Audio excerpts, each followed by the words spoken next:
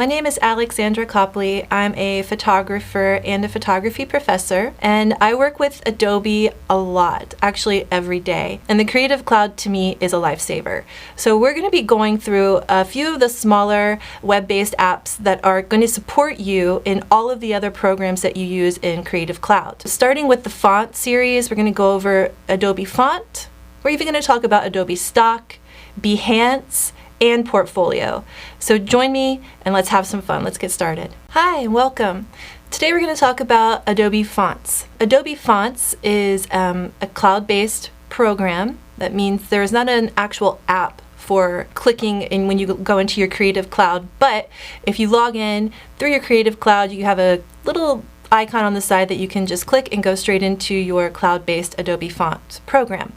Now you're going to notice that it's a little different looking now because it used to be Adobe Typekit, and Adobe bought Typekit and then acquired it, and now it's called Adobe Fonts. So you'll see on all your new updated versions of your cloud-based apps that it will be Adobe Fonts now. So once you've discovered Adobe Fonts, you'll notice that you have unlimited usage of over 17,000 fonts. So it's going to be kind of fun for us to go through all of those, not all of them, but some of those kinds of fonts that we're going to explore, and I'll show you how to go through and find the font that's perfect for you and what it is that you want to do.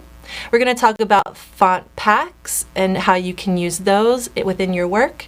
We're going to talk about how to activate and deactivate fonts, and we're going to show you how to incorporate them into your work in Photoshop and in different ways. So it's lots of cool things you can do with Adobe Fonts, and if you're branding yourself or rebranding yourself or just looking for a typeface that suits you and something that you're doing, Adobe Fonts has you covered. And we're going to talk about that today. So let's go. Okay, so hi. Let's get started with Adobe Fonts today.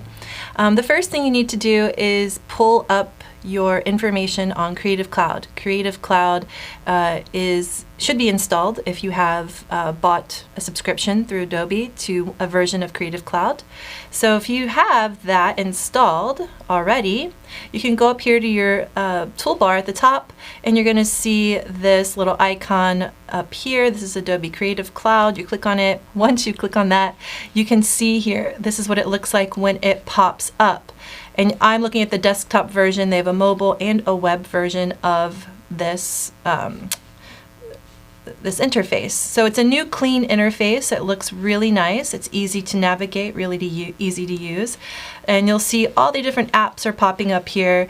Photoshop, InDesign, After Effects. So all of it's really nicely in a grid style displayed for you. You can go over here to categories on the left hand side if you're looking for your photography apps, and those all pop up for you nice and easy just like that. But for us, we're looking for something that's not an app. It's not going to be displayed within the apps. So we're going to scroll down here to resource links on the bottom half of your toolbar on the left hand side, and that's going to be where you'll find fonts. So we're going to click on fonts, and when you click on Adobe Fonts, it will then take you to fonts.adobe.com, and this is what happens. This is a screen you see when you do that. When you click on that, this is what pops up. It's just welcoming you to what is now called Adobe Fonts. Like I mentioned before, it was previously called Typekit. So if you're familiar with Typekit, if you've used that before, this is just a newer, amped up version of that with lots of new things for you to explore. One of the most important things is now you have unlimited use of your fonts with your Creative Cloud subscription. So you can use these fonts whenever and wherever, and as many as you want. So there used to be a limit on the amount of usage for a font that you could use, but now it is unlimited. So that's what's really awesome about this new Adobe Fonts. So we're going to click OK as we log into that, and you'll see here that you get a little menu that looks like this. Let me just expand it for you, open it full screen so we can see everything. Okay, so we're at fonts.adobe.com.